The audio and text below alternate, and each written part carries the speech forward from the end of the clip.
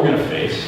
We don't know what's coming down the pipe, but whatever we face in the weeks and the months to come, we know we can face it, that what this community we've created is going to endure.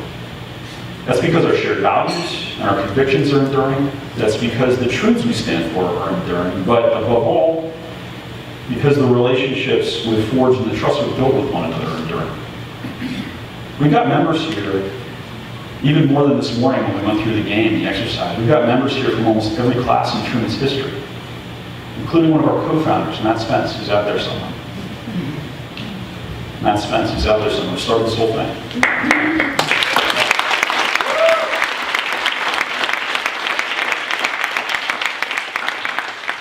I mean, that's a testament. The growth and strength of this community, that's a testament to the long and difficult and enduring work of so many of you. Whether this is your first TruCon or your 10th, your dedication to our shared vision, and especially to one another, that's the heart and the soul of this place. Given the stakes of the moment, and because Graham West asked me to do it, this is a man who believes that a Captain America jacket is practical outerwear.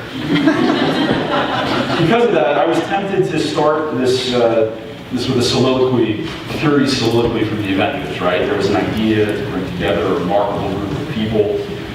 And in some ways that feels appropriate because we're in a room with people I think we consider heroes. Even Ella, who's in the back. That's not new. And we're in this room at a time where we feel like the country really needs heroes. And where are we going to find them? Find them sitting next to you. But I got stuck on the word group.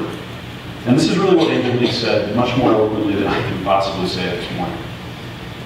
Group doesn't work for this room. It's not who we are. My favorite word to describe this place is the same as Angelique's. It's community. We use that word community with purpose. Maybe it's on the list. We use that word community with purpose. A network, especially in Washington, sounds like a bunch of people trying to step on each other's faces to climb up. An organization, that sounds like too loose of an association. It's devoid of the passion that animates so many of our conversations at our best and so many of our worst endless listserv scraps. That passion is at the heart of both. No other word captures what we're about and how we should aspire to treat one another better than community. And I think like all communities, there's a social contract that's built into Truman. I told you that if you're going off the list, it's going to be a long day. Like all communities, there's a social contract built into Truman. Have I mentioned the word community?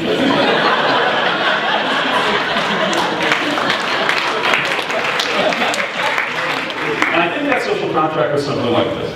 Come to us with your commitment to our shared values, our vision, but with your own ideas about how to get there. Contribute some money, a lot more time, your knowledge and perspective, both of them hard-won. Agree to abide by the standards.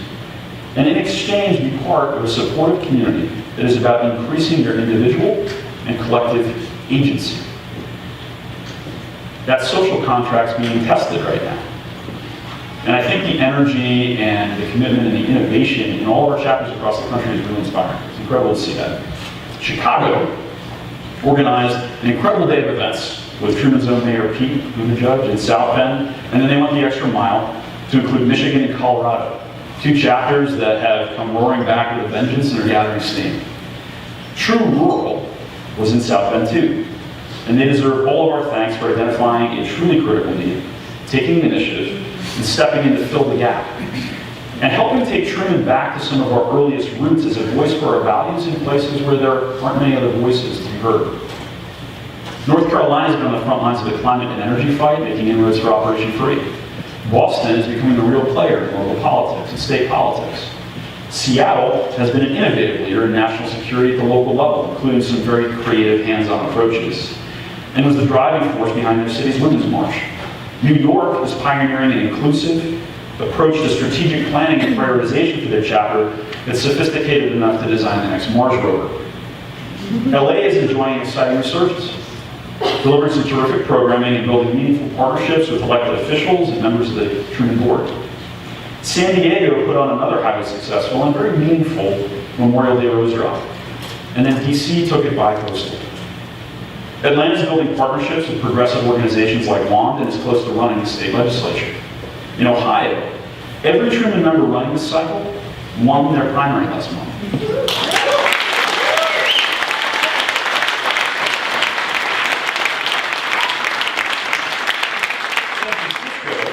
Is taking new steps to knit together a widespread chapter, welcome back members who wander away, and establish a Truman beachhead in Sacramento. In Florida, even as a few scattered but stalwart Truman members battle escaped pet pythons grown to mythic size in their southern jungle, they've somehow found the time to come together and start developing their own strategy. And Philly has been backing up some heroic Truman candidates, and in general owning their role as ground zero for 2018 and for 2020. And then Texas, mighty Texas. They hosted our National Leaders Retreat. Texas is now leading. They supported continue to support two incredible Truman candidates for Congress, both of whom won their primaries. They're helping to develop and field their Defending Democracy training and toolkit, and they're putting foot to ass in every other conceivable way. Thank you, Texas.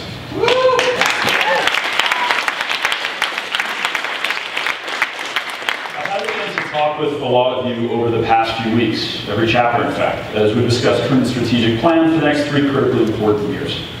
And I've got to say, the level of ownership that you all feel for this place, the deep thought that Carrie put into where we go from here, how best to serve our values. Every one of these chapter conversations is more high stress than a board meeting. The questions are more probing, right? This is incredible. That is sustaining that level of ownership and is deeply humbling to me and to all of us on the staff. So thank you for treating this place as is your own, because it truly is. Our chapter and expert group leaders, in particular, they step up to lead despite busy schedules and demanding professional careers. We owe them our thanks. So all Truman leaders, past and present, please stand up and be recognized.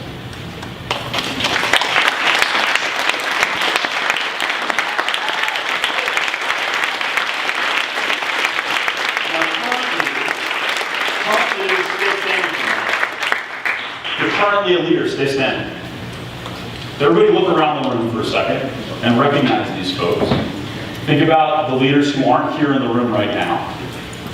And take every conceivable opportunity you can to back them up. Get their backs. They're serving this community. Help them do that. Help them lead. Thank you.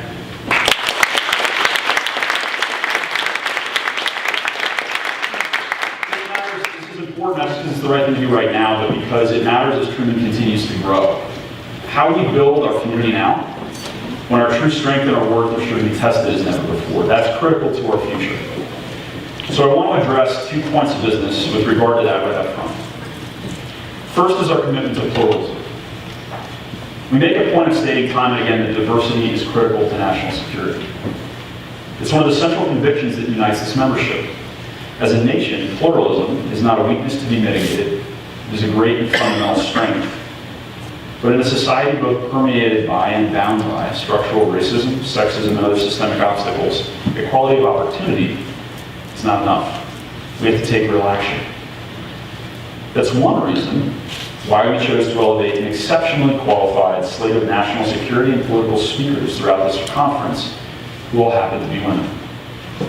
We decided to put our money where our mouth was on the idea that representation is important, not just in political organizing, but in the national security field too.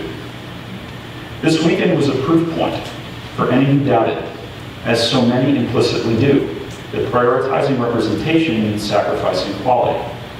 It obviously doesn't. And it was hopefully a gentle reminder for most of us that sometimes the right thing to do is to embrace that central change agent value of humility. Step back from the table. Sit back and listen. Maybe follow that up with a little bit of research. That's not only okay, that's a valuable opportunity to learn and to grow. It's a responsibility of leadership. Pluralism is about more than gender parity, though. Last year, I stood up here and admitted that I'd never been in a room of national security leaders, looked around the table, and seen only people that didn't look like me. And that's shocking. That's not a shocking admission for anyone to hear from a straight white dude. But the point is, we all agree that we don't want Truman to be one of those rooms. Those rooms are stagnant, they're outdated. They miss perspectives and they fall prey to massive blind spots. And they produce empirically poor results. Truman isn't one of those rooms, but we've got a long way to go. Camille reminded us of this very powerfully yesterday. We need the best and the brightest from all walks of life. We need people with different backgrounds and skill sets who aren't used to working with or talking with one another. We need to be constantly challenging ourselves to be better, reckoning with the past mistakes of individuals and groups. The only way we're going to do that is by consciously, deliberately making the change that we need. So to that end, we're once again asking you to help us grow our ranks by finding your 5. Tell us about 5 terrific leaders who you think should be part of our community. Our selection process is rigorous. 100% of the decisions about who gets in are made by members. That is not going to change. But the success of our community relies on having a great pool of applicants every year, and we need your help to make that happen. In particular, this year, we're asking you to make sure that at least 1 or 2 of your 5 are from communities outside of Washington, D.C., and represent as diverse a set of perspectives and backgrounds as possible. Leaders who have genuine followership in communities across our country. Please do not make the easy mistake of recommending yourself. Think carefully about what perspectives and communities should be better represented in Truman. Help us build the right kind of room. True Diversity is leading the way on this with tremendous skill, tremendous dedication. We're going to celebrate that after this is over. But it's going to take all of us. How can you help? I'm glad you asked. By taking out your phone, opening the TruCon app, and selecting the Find Your 5 icon on the homepage. Don't leave today without thinking about this, without taking some action on it. The other thing that's important to talk about is the undeniable challenge to maintaining our spirit of community as we increase our ranks. While meeting that challenge is in a way a responsibility of the whole community, I want you to know that HQ is acutely aware of it, and as many of you know, this issue is the centerpiece of our strategic plan, the centerpiece of our thinking as we go forward. To that end, one thing I'm excited to announce right now is the creation of a member advisory board, a concrete, transparent means to weave the community into the governing structure of the organization.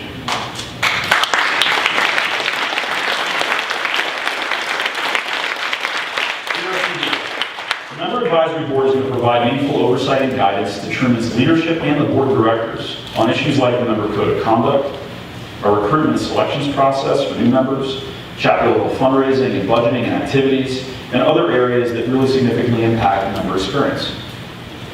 In the coming weeks, we'll be asking you to nominate fellow members to serve on the committee that will develop recommendations for the board of directors on the precise size, scope, and composition and bylaws of the member advisory board. This is critically important work, so a truly diverse set of backgrounds and perspectives must be represented on that committee. Once the board adopts a set of recommendations from the committee, we'll select members of the member advisory board itself using the process the committee has developed. The purpose of all this is to give the membership, to give all of you, more ownership in what it is we do here and where it all goes from here, in the strategy and direction of Truman. So all of this, the communal bond that defines us, the efforts to show rather than tell how much we care about pluralism in our space, and the idea of members more formally integrating into the governing structure of the organization, these are fundamental expressions of who we are. So too is service. And in many ways, there has never been a more difficult or important moment to serve. Our friends who are now in government, in or out of uniform, are standing watch in a truly difficult and uncertain hour. They are giving voice to our values in often worse than thankless circumstances. They are seeking to do good against the tide. Far too often, the price they pay has been exhaustion, isolation, and even baseless public attacks. But they've gone on day after day, and in so doing, they've placed our country and the safety and security of their families and our families, all of our families, above themselves. All of us are grateful for that, and we should all remember that. I'm not going to ask you to stand, but I do ask everyone to join me. Thank you.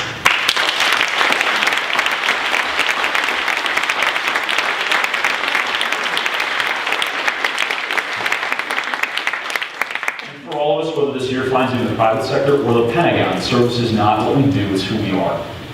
This community was forged in the aftermath of 9/11 in the belief that America is strongest when we stand with our allies to lead, support, and defend a growing global community of free people and just societies. So many of us entered public service in order to advance a liberal internationalist vision of American leadership in the world, grounded in progressive values. In our lifetimes, from Iraq to America First, this vision has been embattled and threatened in all kinds of ways. The torch we carry has never needed stronger and more committed champions than it does today. But we do not and cannot shy away from that responsibility. We all know the stakes, right? Every issue any one of us cares about is on the line. In the midst of the largest refugee crisis since World War II, the United States is admitting the fewest refugees in the history of the program. As emissions continue to increase, we're going backward on climate.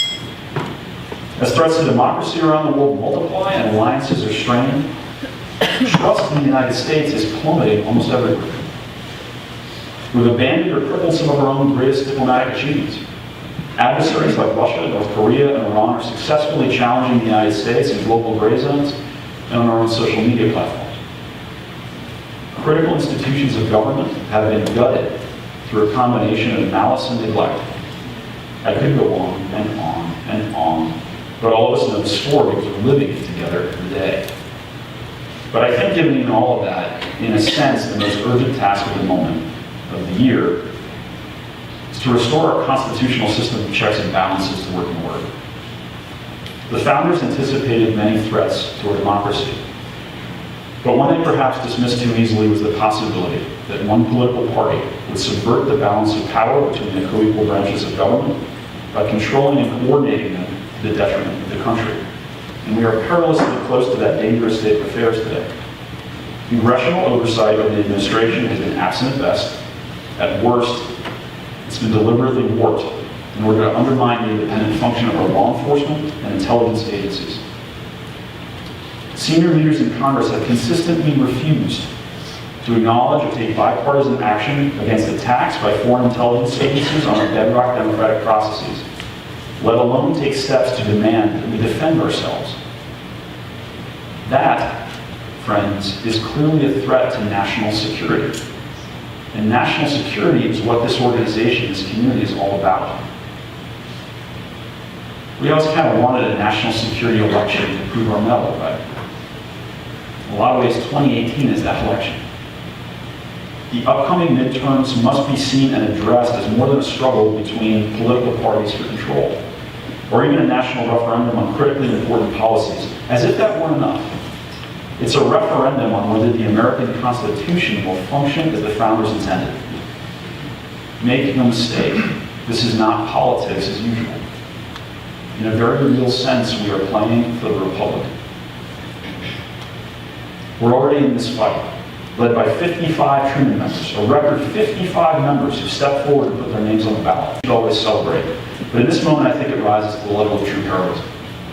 If you are or have been a candidate this cycle, or if you're working on a campaign or supporting campaigns in any capacity, please stand.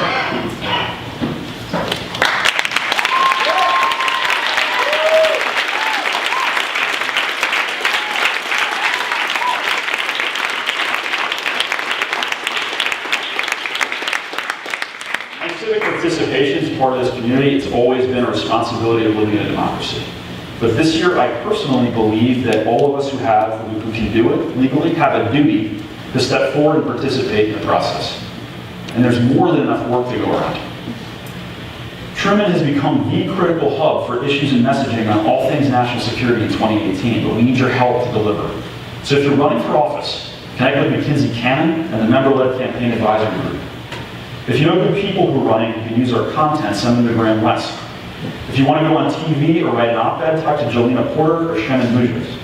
If you want to be certified to train and earn the right to wear our newest lapel bling, talk to Anthony Robinson. If you want to help us update our issue briefings or be on call to provide policy expertise, contact McKinsey or Kate Guy. If you can't keep all these names straight, no worries. Sometimes I can't either. Just contact anyone on staff and they'll set you straight. They'll get you where you need to be. If you want to meet and get support candidates or organize get out the vote efforts, do it legally by working with and through your chapter leaders. If your day job's in the public sector, keep your nose clean. If it's in the private sector, push your employer and your partners to do good this cycle. When you come upon great candidates and campaigns, and tools, share them with one another enthusiastically. Pick someone you think is a hero and a champion that we need, and help them win. Spare the time and the money and the emotional investment you can this cycle through Truman and through every other avenue that appeals to you, because it's finally time to start turning the tide. Of course, elections are about who gets to govern, and winning them is not of much value unless we're prepared for the difficult tasks that follow. This community is about leadership, and that means articulating what we're working to create, not just the future we hope to avoid. We have a responsibility to put forward our own positive vision for America's role in the world after this administration. And unlike America First, that vision must be grounded in more than tired bromides, false promises, and fact-proof ideologies. It's time to recommit ourselves to an approach to policy and politics based on the honest application of reason in the light of objective facts. When the idea of truth itself is under siege, when we see those who lie shamelessly benefit from their lies, there's a temptation to conclude that honesty is a sucker's game.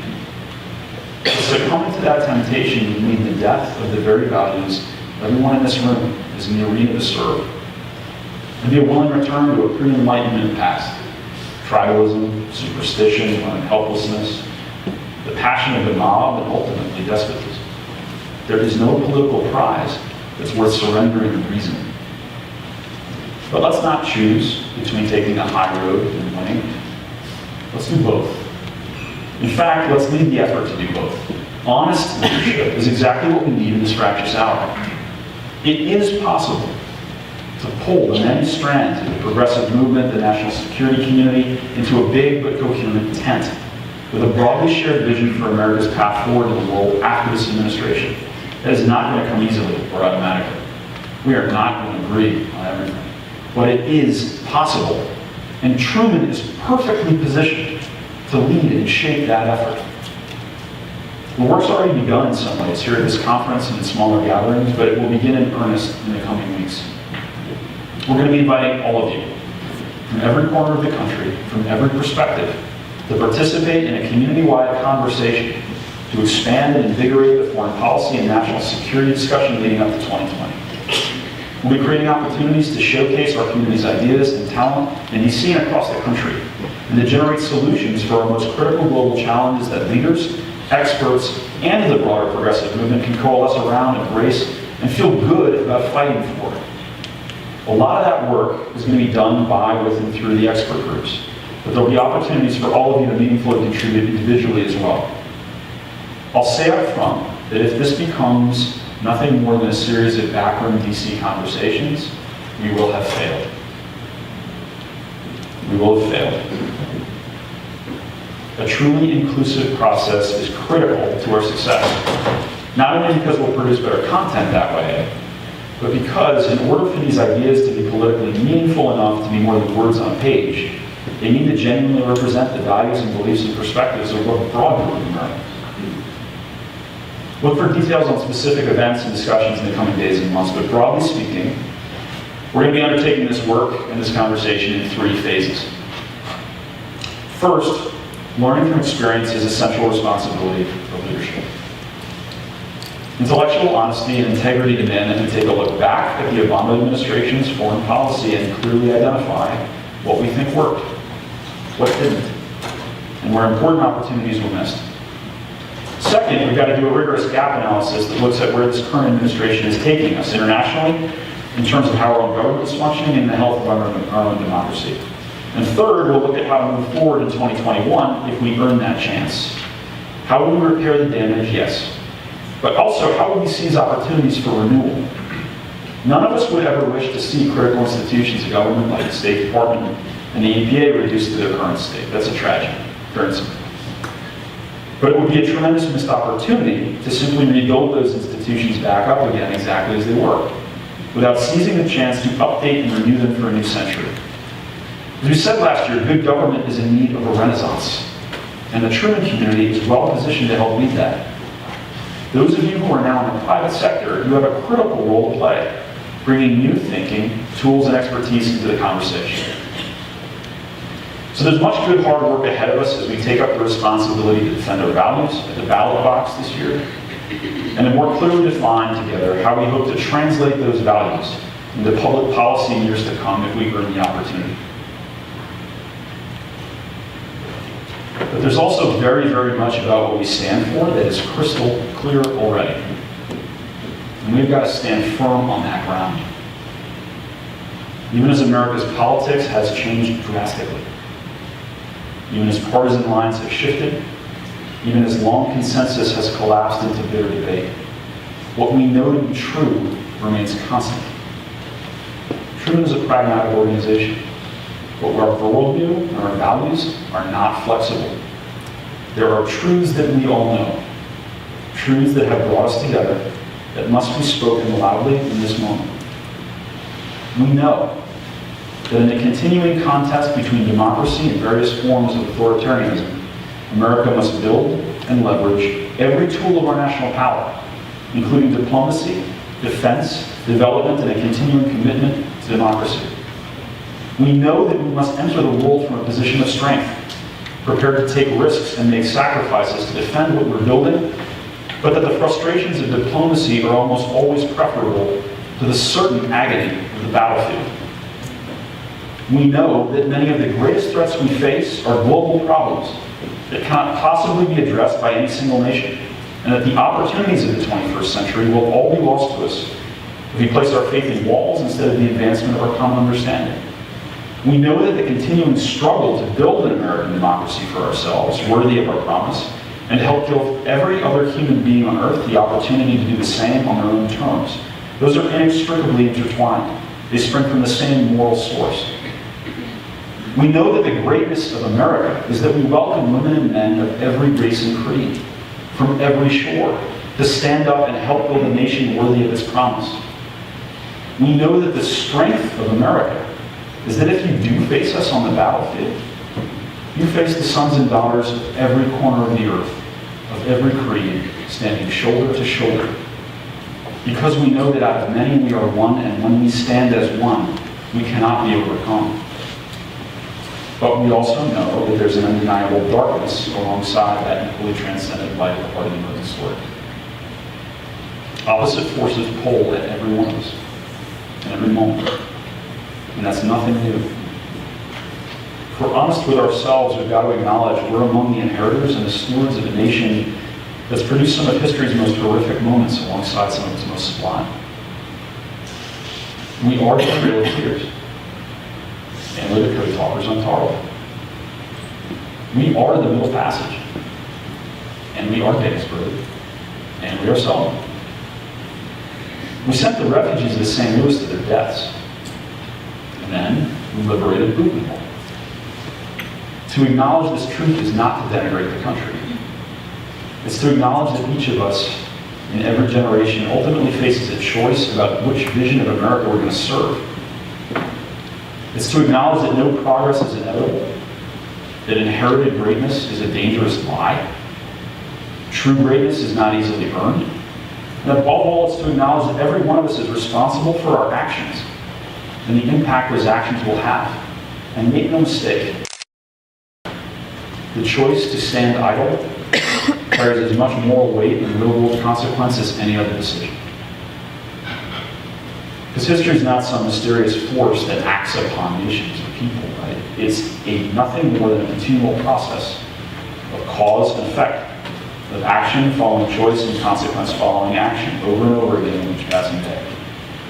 With apologies to great men and women who asserted the contrary, history has no arc of its own, either toward justice or its opposite. It has no arc unless we choose to reach out and bend it through action. So we've got to choose to act. We've got to choose to make use of that agency that's at the heart of Truman's social contract, that's been so bountifully bestowed on each of us and amplified immeasurably by our coming together as a community. And that means we've got to reject every callow voice that would shame us from the public square. Voices that are too often utterly shameless themselves in their disregard for the truth and their selective application of virtue. We'll not be ashamed to stand up and say what's true. Shame in speaking the truth is the first step toward a world where truth itself is dead. With that goes the bedrock of reasoned discourse. With that goes the rule of law. With that goes any possibility of true democracy. There's no shame in meeting the responsibilities of citizenship. There's no shame in defending our bedrock institutions, in defending a civil service of educated and qualified professionals, in defending a Department of Justice and an intelligence community that serves our nation and not our politics, in defending a policy process based on evidence and honest inquiry, freedom of the press, or in defending the human rights and civil rights and basic humanity of our fellow citizens and human beings, regardless of their circumstances. There is no shame in calling a lie a lie.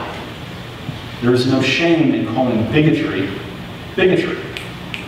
There is no shame in standing firm for what we believe and what we know to be true in the face of power, even when others call that partisanship or call us unpatriotic. Everyone in this room is a patriot beyond question. Everyone in this room loves this country, cherishes its possibility enough to have served in so many ways, at home and abroad. Many of you have placed your lives on the line. Many of you have lost friends. Many of you have shed blood. So others can question our policy ideas, our underlying assumptions, the worldview we share. That is good, that is healthy, that is a discourse. But let no one question our patriotism or seek to shame us from the public square by holding that virtue for themselves alone, whether they've earned it or not. Look around the room today. Remember this moment in the weeks and months to come when we're not together. And remember that you refuse right here and now to be ashamed. Remember that you're rightly honored by this company you choose to keep. There's only honor in working and fighting together for the values and the truths we know to be self-evident, for our friends and our families, for what's good in the American idea, for what's good in our countrymen. And there's only virtue in embracing our responsibility to help renew this republic. Renewal of the institutions we've loved and served. Renewal of the liberal internationalist idea for a new century. And renewal of our democracy and the rule of law. Renewal of our commitment to policy and leadership based on truth and based on reason. Renewal of our belief in ourselves as Americans. And a future for our nation and the world that's built from the true steel of our national character. It's shaped by the better angels of our nature. And it's resonant to the clearest notes of our collective possibility. So let's remember who we are. We're a community forged in the aftermath of 9/11 through nearly 2 decades of war and turmoil. We're a community dedicated to truth and defined by hope. We're a community that's become a family through the shared experience of service. The carrying forward of a torch we did not light, but that we steadfastly refused to see extinguished on our watch. This is not our first fight together, but it may just be the one that defines us forever. It won't be over quickly. It's not easily won. But what light we carry cannot be taken from us. So what will we do with it? In every one of these quickly passing days that feels at once so totally ordinary and so laden with fierce urgency, and so much of our collective future is being decided by those who choose to act and by those who choose to stand by.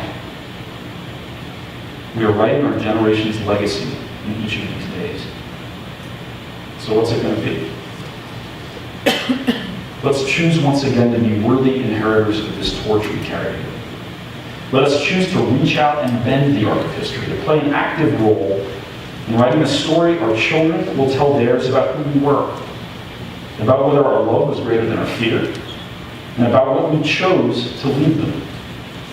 To embrace that charge with every inner resource of hope and will and brilliance, with faith and joy, with truth proudly on our lips, and with our shared fellowship to sustain us.